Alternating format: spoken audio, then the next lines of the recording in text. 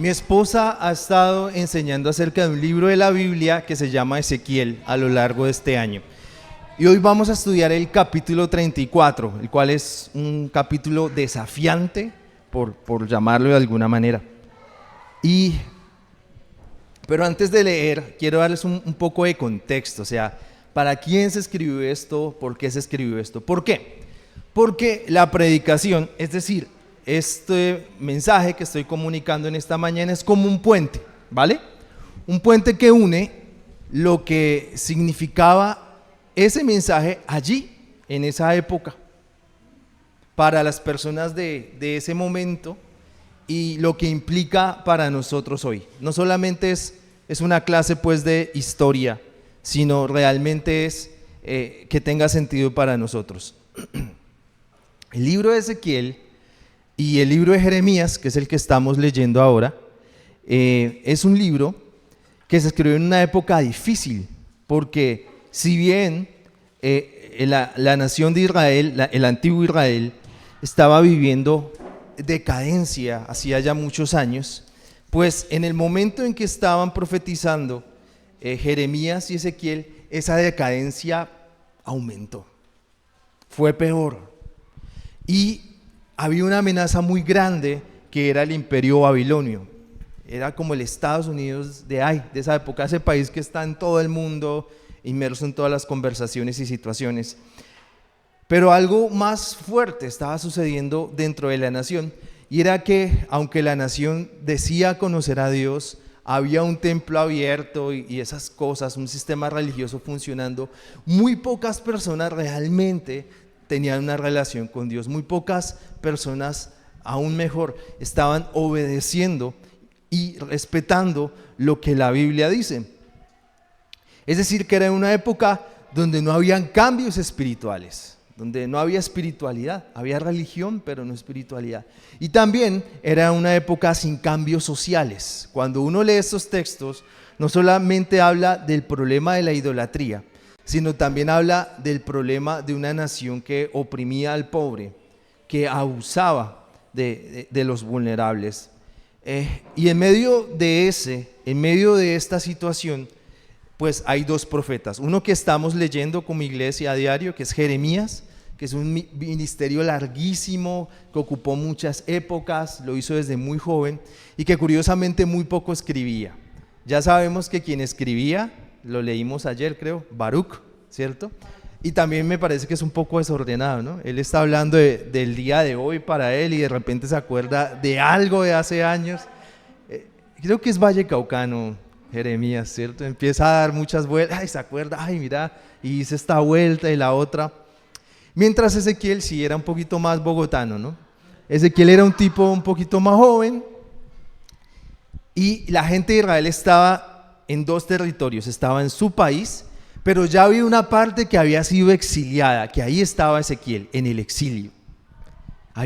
Y los que estaban en el exilio tenían unos falsos profetas que les decían, vamos a volver y nuestro país va a ser grande, hagamos América grande otra vez.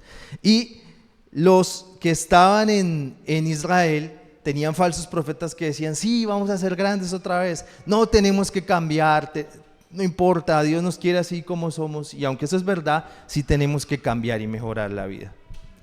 Y al final estos dos hombres, Jeremías en Israel y Ezequiel en el exilio, llegaban al mismo mensaje, y es, la crisis es inminente, Jerusalén va a ser destruida y toda la gente va a vivir 70 años por fuera de sus territorios y finalmente volverán. Y habrá un nuevo rey, un rey que durará para siempre. Y evidentemente, un rey que durará para siempre no es un rey humano ni un sistema de gobierno humano, sino Jesús. De nuevo, toda crisis y toda dificultad nos sigue direccionando que miremos hacia Jesús. Y hoy vamos a leer Ezequiel 34, versículo del 1 al 10.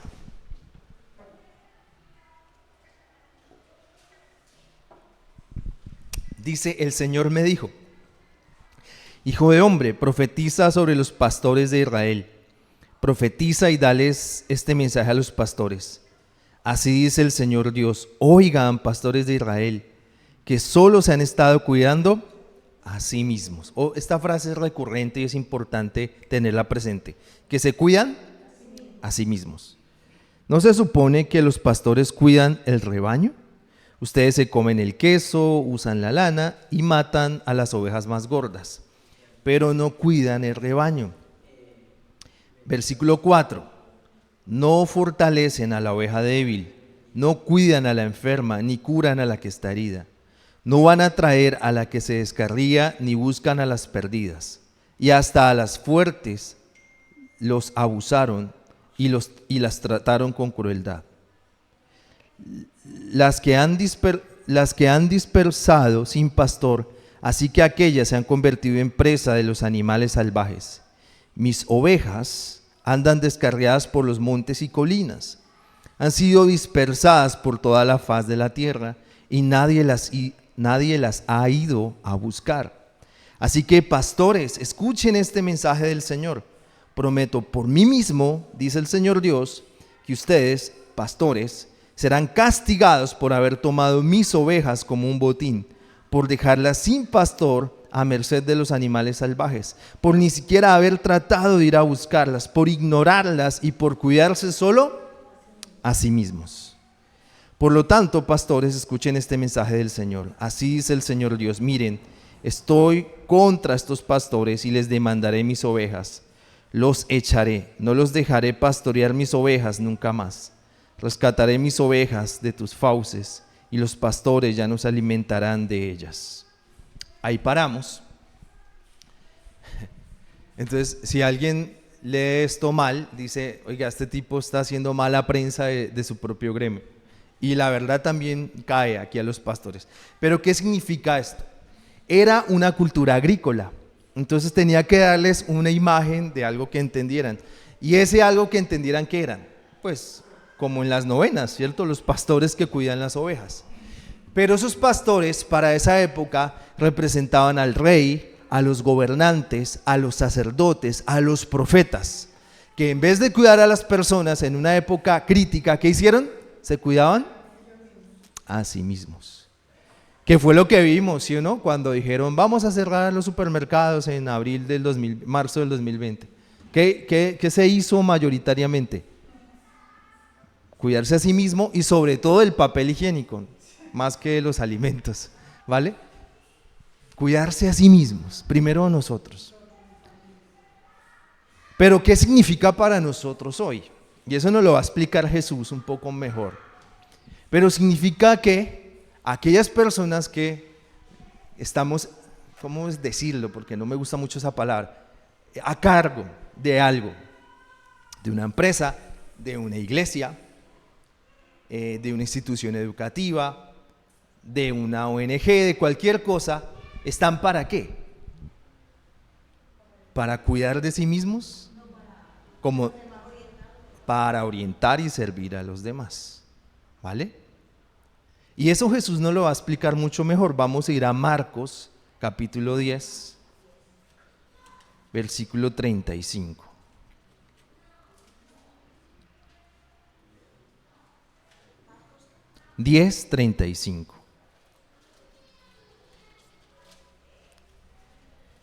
Marcos 10:35 dice, Marcos 10:35 dice: Santiago y Juan, los hijos de Zebedeo, se acercaron a Jesús y le dijeron: Maestro, queremos que hagas lo que te pedimos.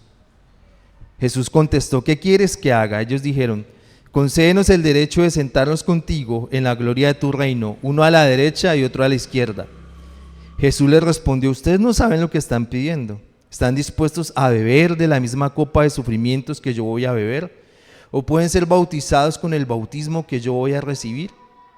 Ellos contestaron: sí podemos. Y Jesús les dijo: ciertamente van a beber la copa que yo bebo y van a ser bautizados igual que yo. Pero yo no puedo decir quién se sienta a mi derecha o a mi izquierda. Dios ya tiene listos esos puestos para los que Él decida. Cuando los otros 10 escucharon esa petición, ¿qué pasó? Se enojaron, como usted y yo también lo hubiéramos hecho. Verso 42, pero Jesús los llamó y les dijo, y aquí está la explicación de Jesús. Ustedes saben que a los que gobiernan entre las naciones les gusta mostrar su poder. la camioneta, ¿sí o no? ¿O usted se imagina un directivo que ande en un Logan familiar? No, tiene que andar en un Audi, no en un Logan.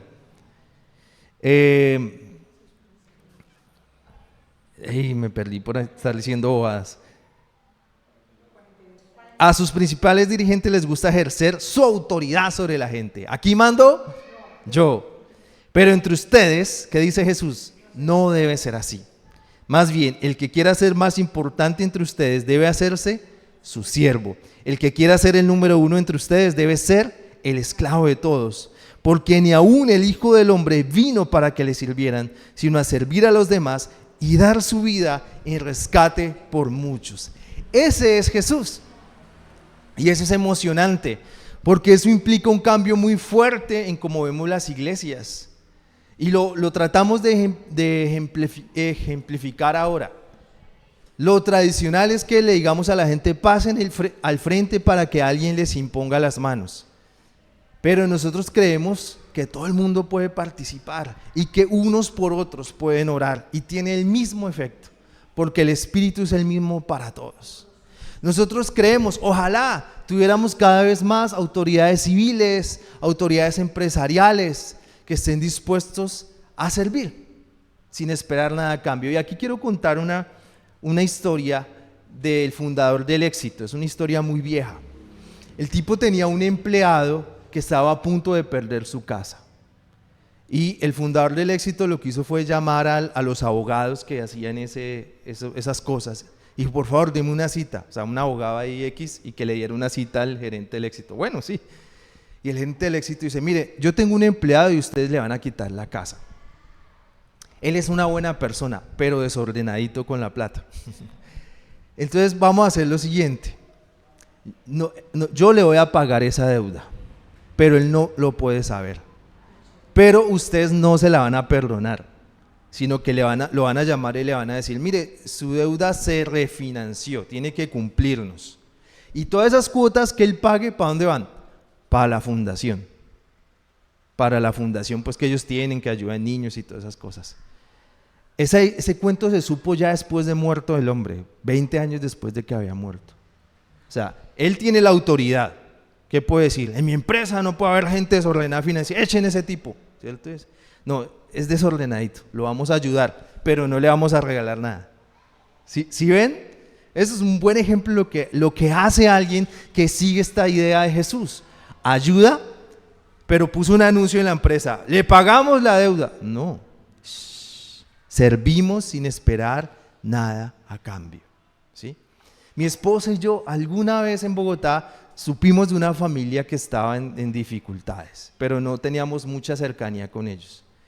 Y compramos un mercado, lo llevamos y le tuvimos que pagar algo al vigilante para que nos dejara entrar, dejáramos el mercado a la entrada y que dijera que había sido un primo. Estoy seguro que hasta el día de hoy esa familia no sabe qué primo fue el que les dejó el mercado. Pero no importa, porque lo que importa es servir, lo que importa es ayudar. ¿Queremos ser como estos pastores del Antiguo Testamento que solo se cuidan a sí mismos? ¿O podemos servir a otros? Y sobre todo si el Señor ha permitido que usted tenga un puesto en la empresa, en la academia, en el sector público, en la finca, bueno, donde quiera que Dios lo haya llevado a usted. Su forma de actuar, su forma de impartir autoridad, ¿es la de Jesús o la de estos pastores que serán castigados finalmente? Esto es, yo creo que el único cambio verdadero es el cambio que hace Jesús, Jesús gobernando. Y cuando permitimos que Jesús gobierne, eso se debería notar hasta en la forma en que cambian las cosas. Yo personalmente no creo mucho cuando la gente dice que es un avivamiento, sencillamente porque una iglesia está llena y la gente siente cosas. Yo creo que un avivamiento debería implicar esos cambios, que la sociedad cambie al liderazgo de Jesús y no a ese liderazgo de ahora que es mostrar poder y mostrarse que tenemos el control de todos. Ahora, la buena noticia es que yo trato de seguir el liderazgo de Jesús como ustedes, ¿sí o no? Pero todos fallamos, ¿no? Si yo voy en mi bicicleta y usted es de esas personas que se manda al otro carril porque el otro es en una bicicleta, seguro me ha visto enojado. ¿Listo? Entonces de una vez le pido perdón si en el pasado nos hemos encontrado en la carretera así. Y cada vez voy mejorando, pero a veces caigo en mi pecado, ¿sí? Recuerdo mucho un pastor muy famoso en Bogotá que andaba en su carro y los trancones son de verdad. No es el de la novena por los muchachos que limpian los vidrios y no entienden el semáforo, no, son de verdad. Y entonces el tipo se le iba a meter una señora. ¿Y usted qué hace? Dígame. No, usted dice, siga hermana. No, usted acelera y lo mete. Y no me dejo, y lo empezó a acelerar más. Y lo aceleró más y no me dejó. Y va esa señora y baja el vidrio. Pues él también baja el vidrio a ver cómo es que es. Pastor, lo quería saludar, ¿cómo está? Casi no lo alcanzó a ver. Ahora imagínense con nosotros que vivimos en una ciudad como con 30 cuadras que tenemos. Siempre vamos a fallar en algo. Pero ¿saben cuál es la buena noticia? Que tenemos un maestro que no falla y que nos enseña con su ejemplo. Miremos Filipenses 2, capítulo 5.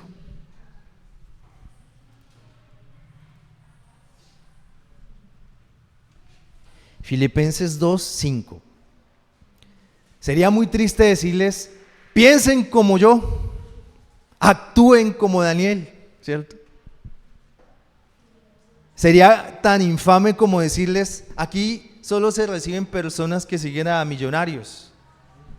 ¿Sí? Eso sería absurdo, ¿cierto? Lo bueno es que nosotros podemos decir lo que dice este texto, Filipenses 2:15. Piensen y actúen como Jesucristo. 2:5. Filipenses 2:5. Piensen y actúen como Jesucristo. Esa es la misma manera de pensar que les estoy pidiendo que tengan.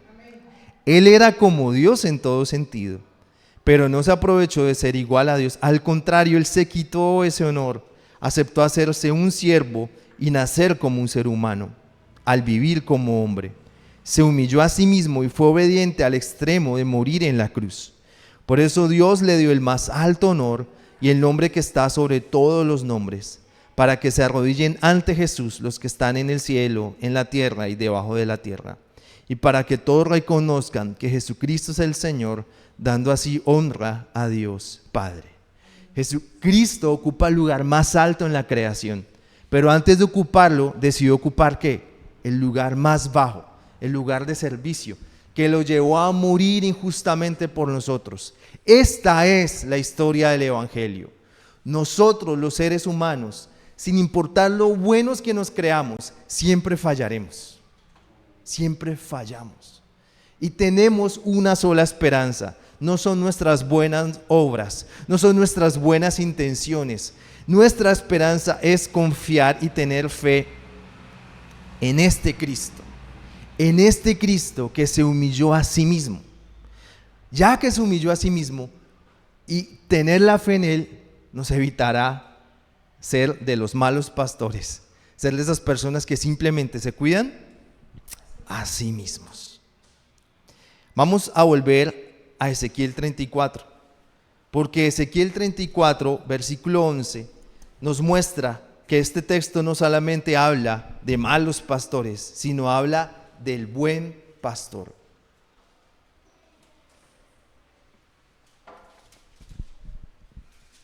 Versículo 11. Porque así dice el Señor Dios, yo mismo iré a buscar a mis ovejas. Las pastorearé como un pastor pastorea a su rebaño cuando anda entre sus ovejas que se han dispersado. Así las pastorearé. Las rescataré de todos los lugares donde se dispersen en el día oscuro y lleno de nubarrones. Las traeré de las naciones. ¿Se acuerdan lo que les dije? Dios quería reunificar el país. Y las reuniré de otros países para traerlas de nuevo a su tierra. Entonces las pastorearé en los montes de Israel, por los valles y todos los pueblos del país. Las pastorearé en los mejores pastos, y su prado se extenderá hasta los montes más altos de Israel. Descansarán en buenos pastos y se alimentarán en los mejores pastos en los montes de Israel.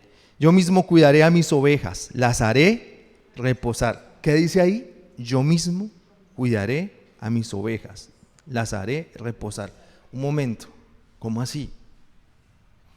Pero si tradicionalmente las iglesias funcionan con pastores que arreglan todos los problemas y le solucionan la vida a todo el mundo y se desgastan y cuando cumplen 40 años parecen de 80. Eso no dice la Biblia.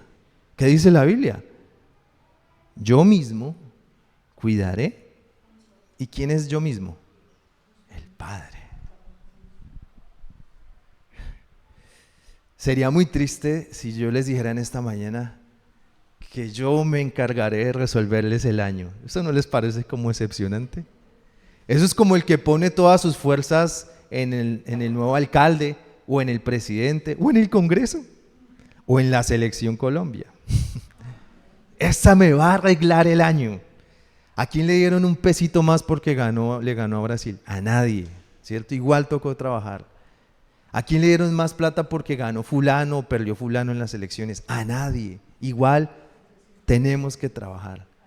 Entonces la buena noticia es que Dios mismo nos va a cuidar. Dios mismo conoce cuáles son nuestras necesidades. Ahora sí quiero decirlo, en esta iglesia estamos interesados en servir a las personas. En esta iglesia, por eso mi esposa y yo hemos dicho, oiga, cuando quieran, porque esta interacción acá es bonita, ¿sí o no? Es chévere. Y tratamos de que ustedes puedan hablar y eso, pero esto es un ratico de la semana. Queremos hacer discipulados. El año antepasado o el pasado, no me acuerdo, Juan, hicimos direcciones con ustedes. Este año que viene vamos a trabajar un poco más con aquellos que predican y algunos que quieran unirse a la predicación. Vamos a hablar alrededor de un libro de predicación sobre eso.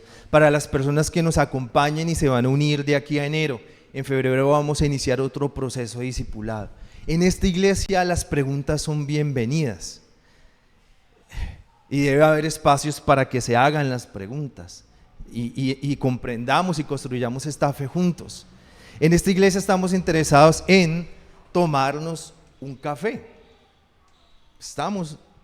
Y créanme que muy pocas personas nos escriben y nos dicen, hablemos.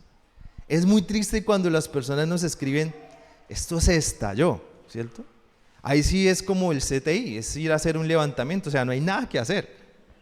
Pero la idea es que juntos celebremos. ¿Y saben qué es lo más importante? Que no le vamos a arreglar la vida a nadie, eso sí está garantizado. Nosotros simplemente vamos a compartir lo que la Biblia dice. Vamos a escucharnos. ¿Y saben qué también hacemos mi esposo y yo? Aprendemos. Aprendemos muchísimo. Porque ustedes hacen cosas que nosotros no hemos logrado. Por ejemplo, no está Sofi, Sofi. Ah, bueno, entonces sí puedo hablar. De ustedes dos hemos aprendido una cosa. Sus hijos nos han dicho, nosotros nunca hemos visto, o sea, yo sé que mis papás se enojan, pero nunca los hemos visto, pues, que se maten o que peleen y eso. A mí eso me encanta, porque cuando yo me enojo se nota mucho. ¿Sí?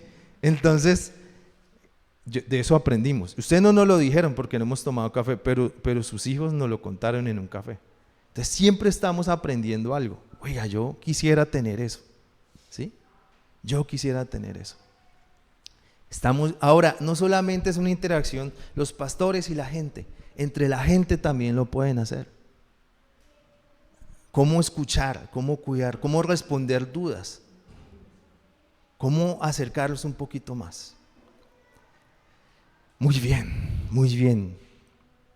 Dice el versículo 16, lo que va a hacer Dios: buscaré a la perdida, iré por la descarriada, cuidaré de la herida, fortaleceré a la enferma, vigilaré a la gorda y fuerte, las pastorearé con justicia. En esta iglesia decimos, ven Señor Jesús. Eso es lo que queremos. Queremos que Jesús nos enseñe a vivir ese sueño de Él como comunidad. No somos perfectos, lo único que podemos garantizar es que sí nos vamos a equivocar, pero de resto, de que Dios sí tiene el control de nuestras vidas y podemos construirnos. Ahora, el grueso de lo que se hace acá es voluntario, ¿sí? Y por eso debemos hacerlo con amor y disfrutarlo. y respetar el valor de nuestra palabra. Voy a hacer esto, hagámoslo. Dice el versículo 17: así dice el Señor Dios: rebaño mío, yo impartiré justicia cuando tengan diferencias entre ustedes, entre una oveja y otra, entre los carneros y los chivos. ¿No les es suficiente alimentarse de buenos pastos? ¿Por qué tienen que pisotear lo que queda? Cuando bebes de aguas cristalinas, ¿debes enturbiar el agua que queda para los demás? Mis ovejas se alimentan de los campos que pisotean y beben el estanque que enturbian con sus patas.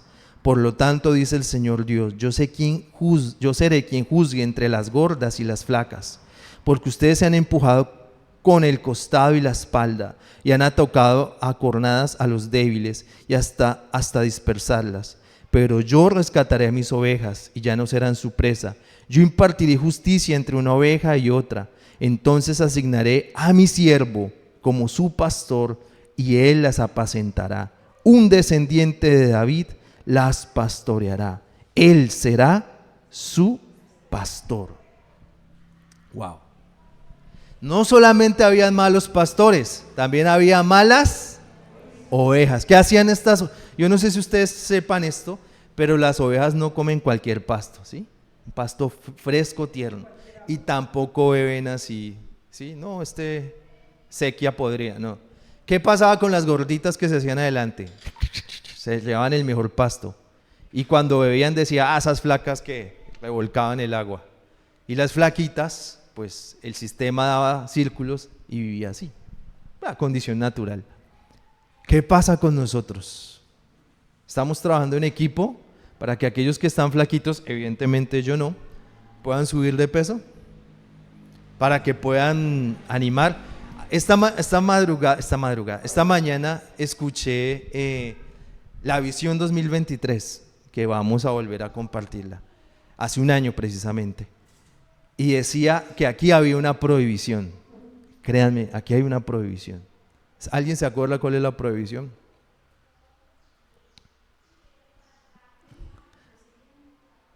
No se acuerdan, por eso hay que recordarla. Pero se la recuerdo, aquí está prohibido juzgar. ¿Listo? Entonces, mire cómo se vino con una camisa del Cali, por favor. O sea, y los del Cali se vino con una camisa del América. Tiene el diablo en la camisa, en el corazón. No podemos hablar con él. Ese número 1927 debe ser algo satánico. No, es la fecha de fundación. O supongamos que Yoli, por alguna razón, se fue a vivir al País Vasco un año y volvió. ¡Qué milagro, Yolanda! Bienvenido. No, aquí no preguntamos ni de milagros ni nada. ¿Esta vena es voluntaria? ¿O a alguno le llegó una notificación? A mí me llegó una notificación el 29 de octubre, ¿fue? Usted ha sido elegido jurado. A eso no se le puede dar quite. Bueno, los que no nos duelen 10 millones de, perdón, a los que no les duelen 10 millones de pesos, pues sí, pero al resto, pues vamos. Y yo tengo esa rareza que sí me gusta hacer ese trabajo, no sé por qué, me encanta hacer jurado de votación. Entonces, me tocó, se llama forzosa obligación, literal, se llama así el término de ley. ¿Alguien vino por forzosa obligación esta mañana? No, usted lo ha hecho de forma voluntaria. Así que aquellas personas que decían volver a casa, lo van a hacer de forma voluntaria. Y a nadie se le va a juzgar, y a nadie se le va a decir, y qué milagro, sino, ¿qué hacemos? Brazos abiertos y bienvenidos a casa. Eso es todo. Pero eso es para dentro de 8 días, es que este mensaje es tan largo, en verdad, que sigue dentro de 8 días. Ahora, quiero terminar recordando estos textos. Las mismas ovejas se atacaban entre sí, pero ¿quién iba a hacer justicia y separación? El Señor. ¿Con qué fin? De que Él iba a traer, voy a repetir ese versículo 23, asignaré a mi siervo como su pastor, un descendiente de David las pastoreará, Él será su pastor. Entonces yo el Señor seré su Dios y su siervo David las guiará. El Señor lo ha dicho. David murió, ya había muerto hacía siglos. Los reyes de Judá, quién sabe dónde estará algún descendiente puro si es que eso existe. El Estado de Israel es un Estado igual que los demás. Pero esta promesa se cumple solamente ¿en quién? En Jesús. En Jesús. Y esta es la buena noticia con la que cerramos este mensaje. Usted y yo encontramos esperanza. Usted y yo sí encontramos apoyo en esta iglesia y vamos a crecer juntos y todo ese rollo, eso es verdad. Pero por encima de todas las cosas, es nuestra vida en Jesús los que nos permite vivir de una forma diferente. Y sabe que este mensaje continuará. Como los finales de las series que son en 12 episodios, listo, continuará. Dentro de 8 días, mismo canal, dentro de 8 días tenemos invitados, amigos músicos. Va a ser un poquito más largo, vamos a almorzar, la vamos a pasar muy bien. Así que anótese con Yoli y vamos a cerrar. Le invito a que oremos juntos para cerrar, ¿vale? Pongámonos de pie y oremos. Señor, gracias te damos en esta hora porque nos permites vivir juntos, disfrutar juntos de tu palabra. Señor, tu palabra nos alienta y tu palabra nos desafía también. Sabemos que hay cosas difíciles para nosotros. Perdónanos si en algún momento, en mi caso como pastor, como profesor, como padre, como esposo, he abusado de mi autoridad y no he ejercido el liderazgo de Jesús. Y pido al Espíritu Santo que nos recuerde aquellos momentos, aquellas situaciones que hemos vivido y que le han roto el corazón a Dios y que además le han roto el corazón a personas a las cuales debíamos servir y lo que hicimos fue sacar provecho. Ayúdanos a entregar ese corazón que siempre quiere pensar en sí mismo, cuidarse a sí mismo, para permitir que Dios sea actuando en nuestras vidas y podamos servir a otras personas y ayudar a otras personas. Señor, oramos por paz sobrenatural. Hoy oramos por una paz de Dios que sobrepasa todo entendimiento y pedimos, Señor, que seas tú trayendo una paz sobrenatural. Hoy entregamos, Señor, también ser malas ovejas que se golpean los costados, que buscan tomar el agua primero, el alimento primero. Perdónanos. Y hoy también te pedimos que nos ayudes a estar centrados en lo que es importante, y es que Dios mismo nos pastoreará. Dios mismo cuidará de nosotros. Hoy yo quiero que usted diga: Jesús, yo confío completamente en ti. Y lo haga así en su tono de voz. Los que hablamos duro, que lo hagamos duro. Los que hablan pasito, que lo hagan pasito. Pero que le digamos a Jesús: Jesús, yo quiero que tú me pastorees. Yo me he pastoreado a mí mismo. O he dejado que las redes sociales me pastoreen. O he dejado que esta persona me manipule y me influencie. O he dejado que esta emoción del temor me manipule. O he dejado que esto me guíe. Ya no quiero ser más pastoreado por el temor. Ya no quiero ser más pastoreado por la tristeza. Ya no quiero ser más pastoreado por emocionalismos. Hoy quiero que Jesús sea mi pastor. Hoy quiero que Jesús sea mi pastor. Hoy quiero que Jesús sea mi pastor. Señor, celebramos en esta mañana que tú quieras ser nuestro pastor. Tomamos tu palabra, aprovechamos la oportunidad y vivimos esta semana para tu gloria y honra, en el nombre de Jesús. Amén y amén. Muchas gracias. Una feliz semana para todos.